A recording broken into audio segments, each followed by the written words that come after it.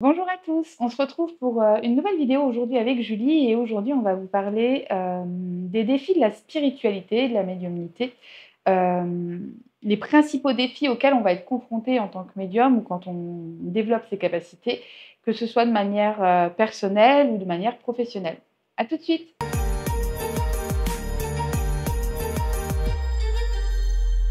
Alors, la première grosse difficulté que j'ai rencontrée en réalité, ce sont été mes peurs. J'ai vraiment grandi avec beaucoup de peurs qui m'ont été inculquées par la religion notamment, où il fallait faire toujours attention au mal qui guette, un chétan. Et du C'est coup, le shaitan. c'est ça, oui. Et du coup, en fait, on était toujours comme si on se préparait toujours au pire. Il y avait vraiment cet aspect, on va toujours s'en prendre une. Tu vois, attention, on n'avait pas le droit d'aller au cinéma parce que le cinéma c'était mal, on n'avait pas le droit. Donc en fait, il y avait des Cinéma, peurs c'est partout. mal. Ah ouais, moi le Roi Lion, j'ai jamais vu. J'en ai déjà parlé dans des précédentes. Vrai trauma d'enfance. Je n'ai pas vu le Roi Lion. Non, mais en fait, il y avait du mal et de la peur partout. Donc forcément, moi j'ai grandi avec ces peurs-là et je les ai fait grandir en moi et c'est hyper dur de lâcher ces peurs. Parce que même quand on est adulte et qu'on se rend compte que nos peurs, elles nous font plus de mal que de bien et qu'elles ne sont pas complètement légitimes et qu'elles ne nous appartiennent pas vraiment et qu'on aimerait bien s'en débarrasser, on a quand même souvent tendance à s'y accrocher parce que c'est quand c'est tout ce qu'on connaît, en fait, on s'y accroche à mort. Mais de la même manière, des fois, avec des comportements qui sont toxiques pour nous-mêmes, avec plein de choses comme ça, on s'y accroche parce que vu que c'est tout ce qu'on connaît, malgré tout, c'est rassurant et du coup, on y va à fond. Et ça, c'est hyper compliqué. C'est hyper dur de lâcher prise sur les peurs parce que faut déjà aller assez loin, il faut vraiment travailler dessus. T'as déjà les peurs que tu te crées toute seule, alors si en plus Ah bah c'est ça, mais je pense que la plupart de nos peurs d'enfance, ça va résulter soit d'un manque de sécurité, un peu parfois un manque d'affection, des personnes qui ont été en manque d'affection vont et avoir qui très ont peur du peur, rejet, ce etc. genre de Voilà. choses, ouais. Et puis aussi de l'éducation. Tu vois, par Mhm. exemple, de dire attention, diable, attention, machin. Moi, c'est comme si ça m'avait mis tu sais, des espèces de drapeaux rouges partout, quoi. Mhm. Parce que si t'imagines que si regarder la télé, c'est dangereux, qu'est-ce qui ne l'est pas? Enfin, toi, à un moment donné, voilà. Je C'est... suis contente que tu sois passée au-dessus de cette peur du cinéma parce que, vu ce qu'on en fait d'ailleurs. Voilà. C'est quand même dommage qu'on puisse pas aller voir des films ensemble. Mais en fait, toi, c'est ces trucs-là. Et en fait, je pense que c'était plus... c'était même pas la peur de la télé, mais la peur de ce qui était partagé dans les films, Oui, c'est ça, de la c'est peur qu'on l'image voyait autre chose. véhiculée qu'il peut y avoir parfois. Voilà, parce que je crois que dans le Roi Lion, la problématique, c'était que son père, par un moment, il lui parle au travers des nuages en lui disant attention, il fasse ça, ou je sais plus quoi, je sais plus comment il s'appelle, enfin bref, voilà, il y a un truc Mhm. comme ça. Et ça, c'était mais très grave. Et du coup, le pasteur, il avait tout de suite dit non, on arrête, Ah, personne va le pourtant, ça pouvait voir. être en corrélation justement Ah avec. bah non, tu parles pas avec les défunts dans la religion évangélique, surtout pas. Oui, d'accord, c'est cet aspect-là, ok, ouais. Voilà, en fait, Mhm. dans la religion évangélique, selon eux, moi, je ne parle pas avec des défunts, je Tu es parle toi-même le continuellement avec, shaitan. voilà, je parle continuellement avec le démon. En fait, selon eux, non. Alors, c'est des démons qui, quand je trouve. Alors, tu peux leur demander, alors, comment je fais pour avoir les bonnes réponses? Ils vont te répondre, mais c'est le diable qui te les souffle. Parce que le diable, il suit les gens, il connaît la vie des gens, etc. Donc, tu vois, en fait, Pour justement les tout. emmener petit à petit plus vers lui que. Ouais, C'est ok. ça. Et en fait, tout tournait. Alors, je dis pas que toutes les religions sont comme ça, attention. Mais en tout cas, de mon expérience personnelle, tout tournait autour de la peur parce que plus les gens ont peur, plus on peut les manipuler, plus ils sont malléables, en fait. On fait ce que Mm. t'en veux. Quelqu'un qui Après, a c'est peur. pas forcément le christianisme en soi. Enfin, je pense surtout si là, à cette église-là, c'est eux Ah oui, qui ont voilà, c'est tourné ça ça. comme Bon, ça. après, Alors, je pense que ouais. les religions jouent quand même beaucoup sur les peurs des gens, Oui, sur la fameuse carotte. Et attention, si t'écoutes pas, partir en enfer. c'est ça. Voilà. Comment tu as travaillé tes peurs? Ça peut être quelque chose justement d'assez utile pour les personnes qui vont te regarder. Alors, quand on est gosse, en fait, on les travaille de par les expériences qui vont venir à nous. Donc, quand j'étais gamine, mes peurs, elles se sont beaucoup manifestées au travers de cauchemars, éveillés ou non, d'ailleurs. Selon ma maman, je faisais même des cauchemars éveillés. Enfin, alors, en tout cas, elle a nommé ça comme ça, je ne sais pas si c'était ça, mais voilà. Il y a eu énormément de cauchemars et en même temps, on habitait dans un lieu qui était hyper lourd, énergétiquement parlant. Il y a eu quand même beaucoup de choses. Et ce lieu-là, pendant très longtemps, il a représenté même ma peur. Par exemple, il y a 10 ans en arrière, je ne sais pas si j'aurais été capable de rentrer dans cet appartement pour le visiter. Pour moi, en fait, il m'est tellement arrivé de trucs pas ouf là-dedans que c'était presque comme s'il prenait la forme de mon mal-être, cet appart, tu Mm. vois. Et du coup, j'ai vécu mes premières peurs dans cet appartement, mes premières expériences vraiment négatives et également mes premiers contacts avec l'autre côté. Mais forcément, vu que j'étais petite, fragile, apeurée et pas très solide à l'époque, et ben, en fait, ils arrivaient facilement à me faire flipper, à s'en prendre à moi et puis à me faire vivre un petit peu un enfer. Mm. Donc à l'époque, c'était ça. En grandissant, plus on va développer ses connaissances et en fait, moins on va avoir de peur. Parce que plus j'ai compris ce qui m'était arrivé enfant et plus j'ai pu calmer ces peurs de cette gamine-là. Donc il a fallu que je sois vraiment adulte pour travailler mes peurs, mais je pense que la connaissance et puis augmenter son taux vibratoire et puis faire preuve de discernement aussi. Tu sais, pas tout gober. Si par exemple un jour vous faites une écriture intuitive et qui vous dit c'est le diable et je vais venir te chercher, faire preuve de discernement, ça permet aussi de ne pas tomber dans le panneau. Ça me rappelle une histoire, j'avais une fille avec qui j'étais au collège qui avait fait, à l'époque, ils faisaient de la Ouija avec des bouchons de bouteilles et des feuilles en papier. Dans mon collège, ils faisaient tout ça. J'avais déjà très peur à l'époque, moi c'était mort, je faisais même pas, j'y touchais quoi. Et cette fille-là, elle faisait de la Ouija et en fait, il y avait un gamin qui lui avait fait croire que le diable était amoureux d'elle Sympa. et que il allait venir la chercher. Mais dis-toi que, alors c'était une jeune fille, à l'époque, elle devait peut-être avoir un an de plus que moi, elle devait avoir peut-être 14 ans, un truc comme ça. Elle y a vraiment cru. Elle a développé une peur, mais de fou. Et le problème, c'est que elle a recouvert son appartement de sel. Mais le gamin, je pense que le gamin, il la manipulait, ça me faisait délirer de l'avoir flippé. Et elle avait recouvert son appartement de sel, elle s'était fait tuer par sa mère et tout. Enfin, et en fait, toutes ces histoires-là, là, on peut trouver ça, genre, c'est ridicule, etc. C'est une gamine. Et moi, je rencontre des adultes qui se mettent dans le même état qu'elle, Bien sûr. en croyant des choses qu'elles ont canalisées ou qui ont été canalisées par des médiums plus ou moins honnêtes. Mm. Et du coup, c'est hyper important de savoir prendre du recul, d'avoir des connaissances pour comprendre que tout ça, non, en fait, ça n'a pas être possible. Donc bon, à l'époque, elle avait 14 ans, mais Elle le fait encore aujourd'hui, d'ailleurs. ça se trouve, elle est encore chez elle enterrée dans du sel.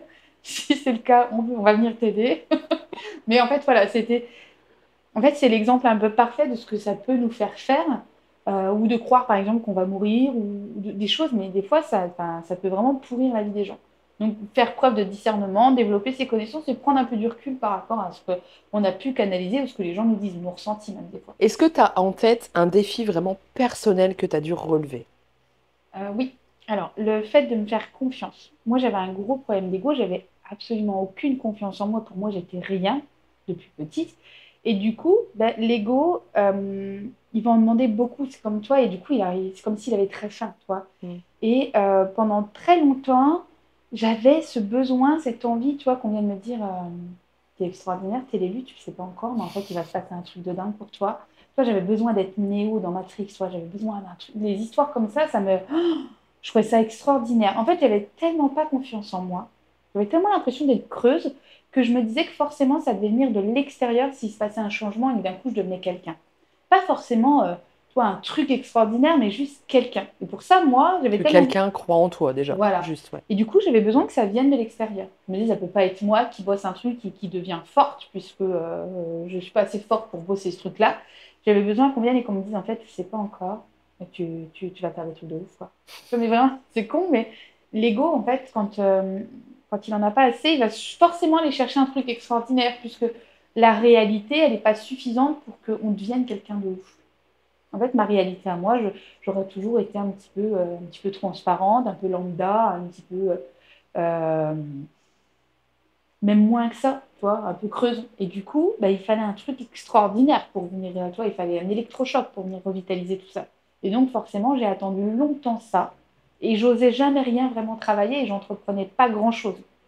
Et toi, j'avais envie d'être différente, d'être plus drôle, plus forte, plus intelligente, plus belle, plus incroyable, tu vois. Alors qu'en réalité, il y avait déjà un petit truc en moi, mais que je l'entretenais pas et surtout, je cherchais même pas à le faire grandir. J'y croyais pas, en fait. Donc, en fait, j'avais même pas l'envie. Comme si demain, tu me disais, essaye le chant, tu vas devenir la future Madonna. Je vais dire, non, sûrement pas. Mais là, tu m'aurais dit, grandis, tu vas devenir extraordinaire. Je non, sûrement pas. De la même manière. Donc, forcément, tu bosses pas grand-chose sur toi quand tu as l'impression que de toute façon, ça sert à rien. Ça, c'est un défi que tu relèves, même pas qu'à l'époque, en fait. Ah, même C'est encore maintenant, mais quotidien. oui. Je crois que c'est mon J'étais en plus train de gros t'écouter, combat. j'étais en train de me dire, je te connais depuis 10 ans. Mais oui, j'ai Vraiment, 10 ans la déjà. Cindy. Ben non, mais la Cindy que je connais là, c'est loin d'être la Cindy d'il y a 10 ans. Ah, mais complètement. Et je le bosse Grave, même dans encore 10 ans, qu'est-ce que ça dans va 10 ans, être? truc de ouf. Mais Madonna. en fait, j'avais envie de cette révélation sans pour autant y croire, parce que je me disais qui va miser sur moi. Et en même temps, en fait, c'est moi qui a fini de miser sur moi. Mais au début, tu le fais tout petit, de manière Mm. presque un peu timide, tu n'oses pas trop. Et puis au fur et à Mais en mesure, fait, c'est on bête, n'a mais pas le t'oses choix. pas parce que quoi? Parce que si tu t'échoues, bah, ça pique l'ego, encore une fois. Bah, c'est ça, le moindre échec. Et puis en plus, quand je me lançais dans quelque chose, j'avais besoin d'être la meilleure tout de suite. Donc si je faisais de la médiumnité, de la guitare, peu importe lequel, il fallait que je sois bonne tout de suite. Le fait de travailler, c'était pas de la fainéantise. C'était vraiment, genre, toi, si je prenais, par exemple, ma famille, mes frères et sœurs, ils font tous de la musique et ils sont tous assez doués avec des instruments. Oui, t'as pas tenté le piano à une époque? Si. Et si, heureusement que ma fille l'a recyclé.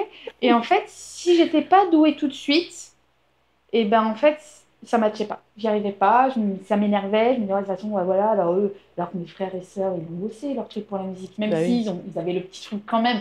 Mais on n'était pas égaux face à l'apprentissage, mais j'aurais pu avoir le truc pour la musique. Et ben, en fait, non, parce que tout simplement, je me bougeais pas le cul, c'était de ma faute à moi. C'était pas de la faute à eux.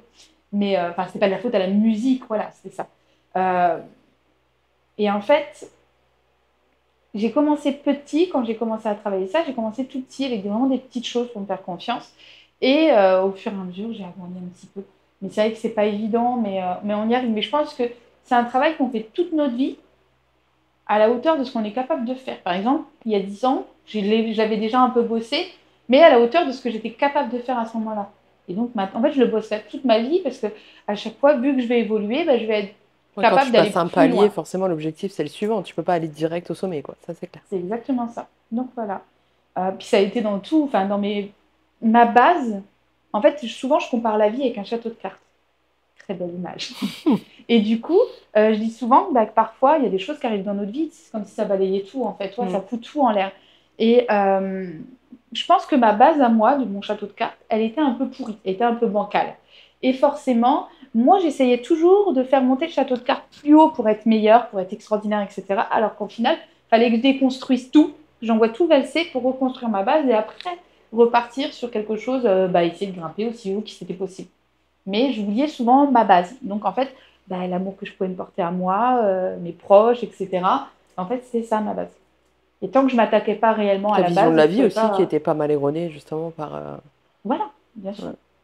Donc voilà, tant que j'avais pas travaillé tout ça, et ben en fait, je pouvais pas monter plus haut. Et du coup, je m'obstinais à vouloir monter plus haut, et du coup, je vivais des échecs et je râlais, je me disais la vie, elle est pourrie, pourquoi moi toi, pourquoi ça s'acharne sur moi, mais c'est pas possible, etc. Alors qu'au final, quand j'ai commencé à vraiment travailler ma base, mais je me suis rendu compte que j'arrivais à monter, et plus doucement, mais j'arrivais à Mm. monter. Tu parlais tout à l'heure, du coup, en fait, de cet aspect un peu pour tes proches et autres, de la médiumnité, du fait Hmm. que ce soit pas quelque chose de normal. Un peu un jugement, on va dire. Oui. Ça s'est étendu au-delà de ta famille ou... Oui. Alors, bien sûr, les premières personnes qui ont porté un jugement sur ce que je faisais, ça a été mes proches, donc ma famille. Il y en a qui ont porté un jugement positif, ma belle-famille, ma belle-mère, ma belle-sœur, ma tante, les cousines. Il y a eu quand même quelque chose de très positif, ça a été bien accueilli. Pour d'autres, moins, parce que forcément, ça allait contre leurs croyances, et du coup, il y avait un aspect, Toujours t'es en mauvais, train ouais. de... Puis il y avait un côté, t'es en train de faire n'importe quoi de ta vie, enfin, on peut pas, voilà, quoi. Donc, après, c'est tout. Il y a eu ce jugement-là, de manière très personnelle dans mon quotidien, où j'ai perdu du coup beaucoup de gens. Il y a eu aussi un peu de stigmatisation, des messages de proches à moi qui m'ont dit, tu te rends compte, tu profites du malheur des gens. Pas des choses, des proches à moi, en plus, des J'arrive gens pas que à j'aime. concevoir sur quel aspect, mais d'accord, Parce admettons. qu'en fait, vu qu'ils sont tristes parce qu'ils ont perdu quelqu'un, moi je profite d'eux.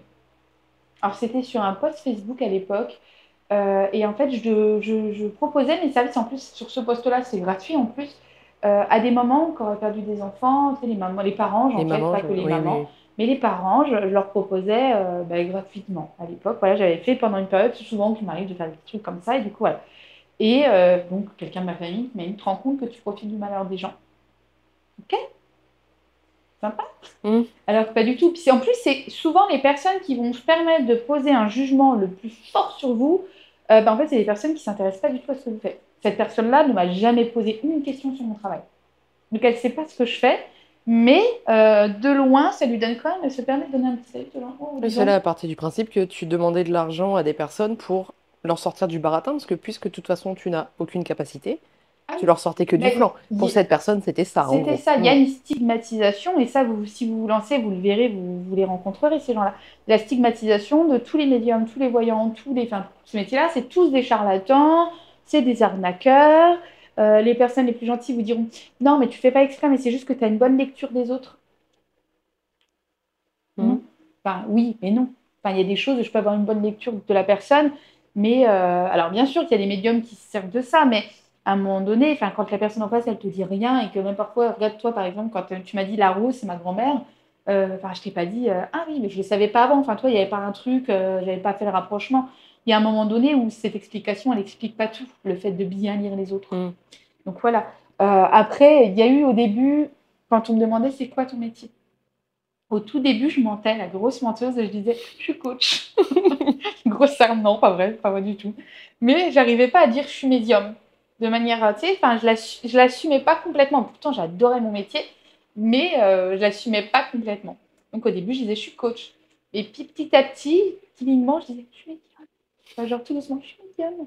Et puis au fur et à mesure, bah, j'ai fini par vraiment l'assumer. Alors bien sûr, hein, tu as des gens, enfin je me rappellerai d'une soirée où une fille m'a dit c'est toi la sorcière, tu me montres? Non. Voilà, je suis en train de boire ma bière, je suis en soirée, je m'amuse, je suis avec mes amis, donc non. Et puis, ou les trucs genre, hey, tu peux me dire à moi que c'est des conneries? Allez, à vous. Enfin, bien sûr, après, il y a des gens qui sont par contre hyper curieux, hyper sympas. Il y a ceux qui sont gentils, mais qui posent beaucoup de questions. En fait, en soirée ou dans des choses comme ça, c'est pas forcément le moment, mais malgré tout, j'ai quand même eu affaire à plus de gens curieux ou sympas que Mm. vraiment de gens méchants.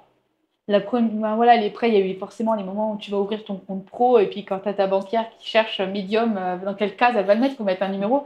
Elle dit, ben, je vais vous mettre où? Mais même elle, au final, il n'y avait pas de jugement, il n'y avait pas de méchanceté, mais les moments parfois, ben, dans ces moments-là où quand tu vas aux impôts, faire tes papiers, etc., quoi, vous faites quoi? Médium. Ah, bon, Qu'est-ce que je fais de ça, moi? je vais le mettre où? Donc en fait, c'est plus ça, mais encore une fois, ça reste sympathique. Au niveau des défis, est-ce que réussir à mettre une barrière un petit peu émotionnelle, c'est un défi? Alors, oui, c'est pas facile, surtout quand c'est. Enfin, moi, là-bas, j'avais pas du tout un métier où j'avais ce genre de choses à gérer. Et du coup, bah, les tout premiers jeux, enfin, les premiers contacts des femmes, avoir la personne en face de toi qui s'écroule, même au téléphone, au final, bon, certes, ça aide, mais tu as quand même la personne qui s'écroule au téléphone et qui. Enfin, c'est pas toujours évident, en fait. Donc, il faut apprendre, si vraiment vous vous lancez en tant que pro, à créer une petite distance. Alors, pas trop, parce qu'émotionnellement, forcément, on est impacté et tu es obligé. Enfin, c'est pas que tu es obligé, c'est important d'avoir un lien émotionnel avec la personne avec qui tu es au téléphone, mais il ne faut pas tout prendre. Déjà, parce que ça n'aidera pas la personne en face, parce que même si tu es autant triste qu'elle, elle sera quand même triste. Tu ne prends pas sa souffrance, il y a juste un côté mimétisme. Mais en fait, il faut apprendre à. En fait, quand tu raccroches, tu es là pour la personne si elle a besoin. Par contre, j'essaye, c'est pas si évident, mais j'essaye vraiment, quand je raccroche, voilà, je coupe. De retirer cet aspect C'est émotionnel. ça. Parce que sinon, bah, en fait, bah, il y a des histoires tristes tous les jours. Pas toutes les personnes sont. Elle m'impacte émotionnellement. Quand je suis sur un contact des fins, quand la personne elle se met à pleurer, qu'elle s'excuse, tout le temps, je lui dis non, c'est le moment ou jamais en fait. Voilà. Mm. Donc, moi, à ce moment-là, si moi je me mets à pleurer et que limite c'est elle qui doit me consoler, ça devient très Moi, bizarre. je rigole d'imaginer la conversation. Voilà. Alors, il vous dit, voilà, en fait, je peux pas. Et déjà, pour moi, en fait, je dois être stable émotionnellement pour canaliser au mieux. Et puis, si moi, je m'effondre, enfin, c'est ridicule. Moi, je dois gérer la personne qui est au téléphone au mieux que je peux. Et puis, bah, l'âme qui est de l'autre côté aussi. Si elle me voit paniquer, si elle me voit m'effondrer, elle va dire, attends, c'est qui ça? Enfin, voilà. Donc, bien sûr qu'il y a des histoires qui m'impactent. Par moments, je fais des petites pauses. Particulièrement, c'est vrai que quand il y a des morts qui sont violentes ou quand c'est des enfants ou il y a des choses voilà, où je vais être plus sensible. Mais par contre, oui, je dois rester. C'est pas à moi de m'écrouler à ce moment-là. C'est pas moi, je suis censée être un peu forte, toi, pour aider la personne et pour aider la. Ça a été un défi. Au début, c'était pas Eh bien, peut-être pas évident, je pas pense. tant. En vrai, je trouve que c'est un truc où je m'en suis plutôt bien sortie dès le début. Je pense que j'aurais été une bonne psy. Tu vois, le fait de garder le. Je crois que émotionnellement, j'ai rarement vraiment craqué. Tout en arrivant à être quand même impliquée émotionnellement avec la personne que je téléphone. En Oui, tu fait, arrives à faire la balance, en fait. voilà. Je crois enfin, les contacts défunts, il y en a plein avec qui je garde un lien. Elles m'ont pris, il y a des hommes qui m'ont pris un contact défunt il y a un an, mais avec qui j'ai toujours des contacts, avec qui on discute, avec qui on papote, sans forcément revendre toujours des. C'est pas le but, Mm. mais il y a un lien qui se crée en fait, et c'est ça que j'aime bien. Oui, c'est pas un lien enfin, que, entre guillemets, professionnel. Il y a vraiment autre Ouais, chose voilà, derrière. il y a un Ouais. lien émotionnel qui se crée malgré tout, mais ma souffrance, enfin, leur souffrance, c'est pas la mienne. Donc en fait, c'est pas les aider que de prendre leur souffrance. Les aider, c'est les accompagner pendant ce chemin-là. Mais là-dessus, non, je trouve que ça a été plutôt facile en vrai. Je m'en suis plutôt bien sortie. Réussir à mettre cette barrière émotionnelle tout en étant quand même un minimum investi, ça fait partie justement de tout ce qui va être l'éthique professionnelle, d'être comme ça ou comme ça. Mais oui, en fait, ça va être hyper important si vous vous lancez en tant que pro. Enfin, moi, j'ai vraiment mis du temps. Je pense que ça a été un défi aussi de vraiment créer mon éthique à moi. Parce qu'il y a plein de gens qui me disaient, oui, si tu te lances, tu dois pas faire payer parce que c'est un don et du coup, tu n'as pas le droit de demander de l'argent. Beaucoup de personnes disent ça. Ouais. Sauf que, pardon, je me permets, mais il y a tellement d'abus, je Ah trouve, oui. au niveau des gens, que je trouve moins normal de mettre quand même un minimum. Pour moi, Oui, c'est normal. complètement. Ah oui. Enfin, au tout début, enfin, je suis sûre qu'il y a des personnes qui ça gênerait pas de mettre 10 balles sur. Si j'avais pas mis un minimum, il y a des gens que ça gênerait pas de mettre 10 € alors qu'ils peuvent mettre plus. Oui, et il y a aussi des personnes comme moi où j'ai déjà consulté un magnétiseur où on pouvait en fait mettre le prix qu'on voulait. Ça me met dans une angoisse, moi Oui, personnellement, il de y a beaucoup de gens. alors attends, oui, mais ça, si je mets ça, c'est peut-être quand même pas beaucoup. C'est tellement angoissant. Vraiment, je trouve qu'un minimum, c'est très bien. Eh oui, parce que du coup, oui, il y a beaucoup de gens qui me disent oh, comment ça fait. Et en fait, ils stressent. Je pense qu'ils ont très bien compris comment ça fonctionnait, mon système de paiement. Ouais. Mais en fait, ça les stresse de mettre un prix. Et souvent, je leur dis, vous inquiétez pas, en fait, 50 c'est le minimum, c'est que ça me va. Si ça m'allait pas, j'aurais mis 60 ou Mm. 70. D'accord. Et en fait, souvent, les gens. Mais en fait, je trouve que ça marche plutôt bien. En fait, les gens. Alors, bien sûr qu'il y a des gens qui mettent 50 alors qu'ils auraient pu mettre 80, mais en soi, je m'en fous un peu. Il y a une équité qui se crée, en fait. Les gens qui peuvent vont mettre plus pour les gens qui peuvent pas forcément le mettre. Mm. Et du coup, moi, ça me crée un équilibre. Du coup, je trouve, enfin voilà, c'est ça par exemple, toi, le côté tarif, j'ai mis énormément de temps à trouver quelque chose qui me convenait. Euh, Pareil, au niveau éthique, faire gratuit quand je le ressentais, mais seulement quand je le ressentais. Parce que moi, j'ai mis du temps quand les gens me disaient je veux le faire gratuitement, à dire bah non, ça, c'était hyper dur parce que il y en a avec qui je le ressentais, avec qui je le faisais très naturellement parce que je sentais qu'il y avait, voilà, fallait le faire. Et j'y allais, effectivement, j'ai jamais regretté. Mais il y a des personnes avec qui j'avais un petit truc au fond de moi de me dire attention, Cindy. Et au début, j'avais du mal à écouter ça. Et alors, c'est pas grave, ça m'a appris, je me suis fait avoir, et voilà. Mais par exemple, des personnes où bah, je peux pas te payer 20 balles pour ton nettoyage, et puis un mois après, tiens, je me suis payé une formation à 1 200 €. Tu vois, voilà, c'est des trucs comme ça. Tu dis un peu foutage de gueule, mais c'est tout. Je pense qu'il faut se faire avoir pour apprendre. Donc voilà, ça c'était hyper important.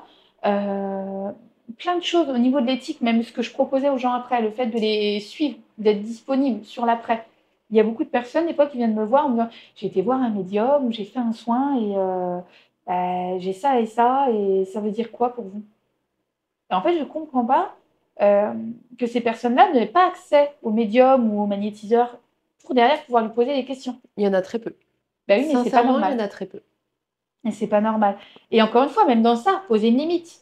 Parce que oui, je vais être disponible après les rendez-vous, mais dans quelle limite? Parce que je peux pas le faire pour tout le monde, c'est pas Oui, possible. par contre, on n'est pas BFF, m'écris pas tous les jours de 10h à 22h.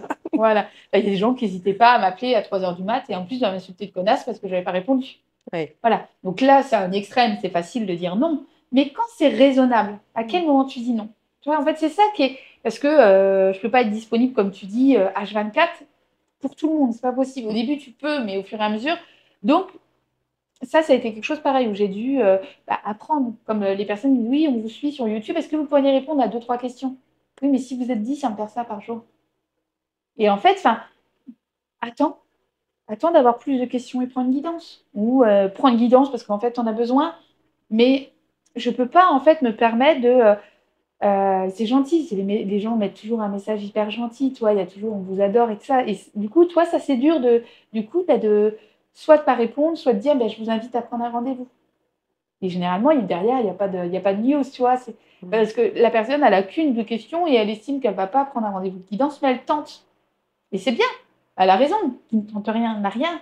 Mais moi, je pose ma limite à dire, bah là, non. Avant, j'aurais pu, maintenant, il y en a trop. Donc, du coup, c'est plus possible.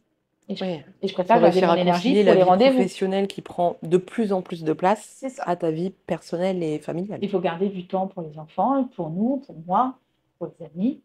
Et puis, voilà, c'est important. Tu parlais là de la dame qui n'était pas favorable à donner 20 €, mais qui a payé 1 200 € une formation. Le prix choque que moi ou? Non, non, il y a en fait, les formations, enfin, autour du monde spirituel, elles sont hyper chères. Et le pire, c'est qu'elles ne sont pas toujours qualies. C'est-à-dire que 1 200 € la formation, il est fort probable que tu reçoives un PDF, deux, trois vidéos et tu te démerdes avec ça. Et derrière, comme je le disais tout à l'heure, vous n'avez pas accès à la personne pour qu'elle vous aide, pour qu'elle vous guide, pour qu'elle vous donne des infos ou réponde à vos questions. Bien souvent, c'est vraiment que ça. On parle d'une formation, on est d'accord? Oui. Donc, enfin, tu peux pas avoir juste un PDF et que la personne ne te suive pas un minimum Il y a derrière. beaucoup de formations comme ça. Et alors, soit il y a ça, il y a aussi beaucoup de formations. Par exemple, tu vas avoir un rang 1, puis un rang 2, puis un rang 3, puis un rang 4. Donc en fait, tu n'en finis jamais. Donc à chaque fois, tu repayes. Et les personnes vont avoir l'impression que tant qu'elles n'ont pas terminé tous les rangs, elles ne peuvent pas réellement pratiquer. Puis il y a beaucoup de pros qui vont leur faire penser ça. Donc faites attention. Parce que déjà, la meilleure personne pour vous former, bien souvent, c'est votre être essentiel. Ne l'oubliez pas. Et il n'y a rien qui explique le fait qu'une formation coûte plus de 1 000 €. Ma plus grosse formation à moi, à savoir qu'il y a quand même, je suis là, je suis avec vous pendant 1 heure à chaque fois sur 8 rendez-vous. Je suis aussi disponible entre les rendez-vous pendant votre apprentissage et votre pratique. Donc, je suis là réellement, concrètement avec vous. Ma plus chère formation, elle est à 500. D'accord. Et Et il il y y a a, le support PDF ah, il aussi, y a PDF. En fait, il y a tout, OK. il y a un bouquin qui est vendu seul à 150. S'il y a 8 rendez-vous avec moi, sachant que mes rendez-vous ont une valeur de 80, ça vaut le coup. Mmh. Et tu as un paiement possible en 3 fois. Donc n'hésitez pas, il y en a plein. Il y a le passeur d'âme, il y a le magnétisme, il y a plein de choses et il y a tout tarif. Il y a des plus petites formations à 200 €, etc. Il y a en groupe, il y a individuel. Je propose vraiment plein de choses, donc n'hésitez pas à checker si vraiment c'est quelque chose qui vous intéresse. Mais rien n'explique un prix à 1 000 ou 2 000 €. Vraiment pour le coup, à part la notoriété de votre prof. Donc il choquait pas que moi le prix, d'accord, ça Non, me rassure. vraiment, moi voilà, 1 200, enfin, j'ai Un du mal. salaire quoi quand même. Ah bah oui. Enfin, Mais en fait, en fait, tant qu'il y a des gens qui prennent, les gens vont le faire, en fait. C'est ça le truc. il y a aussi parfois ce petit problème les gens estiment que si c'est cher, c'est que c'est automatiquement quelque chose Quali. de Oui. voilà. Alors faites attention à ça. Le prix, c'est pas forcément, Mmh. c'est vrai, c'est pas forcément un gage de qualité. Et oui, faites attention aussi au côté. Il y a des formateurs qui vont vous donner des connaissances, mais aussi des peurs. Donc, ils vont vous apprendre à faire, mais tout en vous faisant peur de faire. En fait, vous allez oser le faire quand vous serez avec eux, mais pas en dehors. Comme tu avais eu toi au tout début où tu avais, une qui te disait que tu avais un don, mais qui en même temps te faisait peur Ah pour oui, être sûr que tu la surpasses c'était pas. ça. C'était un peu le même Ah oui, principe, ouais. quand je lui disais, je sens qu'il y a un truc à faire là-dedans, oui, oui, mais je veux faire ça, non, c'est de la merde. Ça, non, non, fais gaffe, attention. Voilà. Mmh. Et en fait, moi, par exemple, beaucoup, alors j'ai rien contre le Reiki, mais j'ai quand même beaucoup de retours de formation Reiki où les gens me disent, mais c'était abominable. C'était l'horreur. Le prof, en fait, il nous faisait peur tout le temps. Attention, ne pratiquez pas quand il y a ça, quand il y a ça. En fait, limite, on ne peut jamais pratiquer, sauf quand il est là, bien sûr, parce que quand il est là, tout va bien, il nous protège. En fait, il va créer une dépendance à lui. Mmh. Genre, ses élèves vont être dépendants de lui. Et puis alors là, tu as tout gagné, parce que bah, les formations, forcément, tu en vends plein. Puis à 1 200 €, enfin, je sais pas, toutes les formations qui sont pas à ce prix-là, mais euh, forcément, bah, lui, bah, en fait, ça rentre. Ça va rentrer en permanence parce que du coup, bah, les gens vont revenir parce qu'ils ne savent pas faire sans lui. Ouais. Alors que moi, généralement, ma formation, le but, c'est que vous vous débrouillez tout seul. C'est de rendre les gens vraiment autonomes. C'est ça qui est intéressant aussi. Dès le début, dès le premier rendez-vous, la personne, elle pratique et elle est dans le vif du sujet et elle se rend compte qu'elle en est capable et qu'il ne va rien se passer de mal. S'il y a une peur, je suis là pour gérer, mais en réalité, c'est la personne qui va mener ses peurs, c'est pas moi qui vais lui en créer. Moi, je vais l'aider à régler plutôt ses peurs. Et faites attention aussi, parce que c'est un défi. Le défi financier, le côté quand on a envie de se former. Moi, à l'époque, je regardais les formations, à l'époque, c'était kinésiologue. C'était une horreur. C'était hyper cher. J'avais pas les moyens. Donc, ce côté de ne pas avoir financièrement les moyens de se former quand on tombe là-dessus, ça peut être vraiment, pour le coup, ouais, un défi où limite, on se dit, bon, bah, laisse tomber, en fait, je pourrais jamais le faire. Parce qu'on a l'impression qu'autodidacte, c'est pas possible. Alors que je suis autodidacte, Jordan est autodidacte, et vous pouvez très bon. plein de gens y arrivent en autodidacte. Et du coup, ça peut être un En vrai en frein. prenant quand même une personne en «référence» entre guillemets comme un mentor. Oui, Enfin, beh, il y a beaucoup de gens, ça c'est pareil, c'est un défi. Il y a beaucoup de gens qui vont avoir du mal à étudier ou à évoluer tout seuls. Ils vont avoir besoin, de quelqu'un pour, les guider. C'est pour ça que mes formations ne sont pas des formations, mais des accompagnements. Parce que du coup, je suis vraiment là dans le quotidien, je suis vraiment présente et disponible. Et de la même manière que moi, par exemple, Francis Bourcher m'a beaucoup, beaucoup aidée. De par ses connaissances, de par son bouge-toi le cul, Cindy, tu peux le faire. En fait, des fois, je lui mmh, posais des questions, il me disait, mais t'as lu mes articles? Bah, je répondrais pas, en fait. Va relire les articles, les réponses sont dedans. Et en fait, le fait de me bouger le cul avec amour, toujours amour et mmh. bienveillance, mais en fait, il m'a jamais rendue dépendante à nos conversations, il m'a jamais rendue dépendante à lui. Par contre, il m'a donné mais énormément. Et ça, c'est hyper important et c'est ce que j'essaye de refaire. Différemment, sauf que je ne suis pas Francis, mais différemment. Voilà, j'essaye. Et c'est hyper important. Oui, c'est l'aspect un peu, voilà, je te mâche pas le travail, mais je suis un peu la maman oiseau, je t'aide à voilà. Voilà, je te pousse du nid, genre, ah, C'est tu vois, ça. tu peux voler. Maintenant fais. Mais toujours avec douceur. Mais voilà, c'est ça. Et je pense que c'est important et que c'est vrai que c'est pas facile de trouver des personnes, même en autodidacte. Tu sais, moi, j'ai mis du temps à trouver des vidéos vraiment de personnes qui étaient. Inspirante déjà, je Voilà, pense. et puis Mmh. qui me plaisaient. Tu vois, enfin, si c'était trop perché, moi, à l'époque, au début, j'étais pas prête. Tu vois, par exemple, tout ce qui était être de la nature et tout, bien que ça existe, à l'époque, j'étais absolument pas prête. J'ai Jordan, il me montrait ça, je disais: «Oh non, non, je peux pas, non, non, ça me parle pas, enfin, non, non». Puis moi, systématiquement, je voyais la fée Clochette, le petit lutin, enfin, tu vois? Donc forcément, je manquais de connaissances, en fait, donc je me dis: «Non, mais non, non, pas possible, vraiment pas, on laisse tomber, on laisse faire». Et au fur et à mesure, bah, je l'ai abordé d'une manière différente, qui me correspondait plus. J'ai trouvé des gens qui l'abordaient de cette manière-là, par exemple Francis, et là, ça a matché. Là, ça me plaisait plus. Donc voilà. Et je pense qu'on a fait le tour. Bah, content. Bah, écoute, c'est tout bon. N'hésitez pas si vous avez d'autres questions ou d'autres choses qui vous viennent à mettre en commentaire. Je vous ai parlé des défis que moi j'ai rencontrés, de ceux qui me semblent les plus fréquents, mais il est fort probable que vous en rencontriez d'autres. N'hésitez pas si vous avez besoin. Et puis, abonnez-vous. N'hésitez pas à vous abonner, à mettre un petit like et à commenter. Et je vous dis à bientôt. Ciao!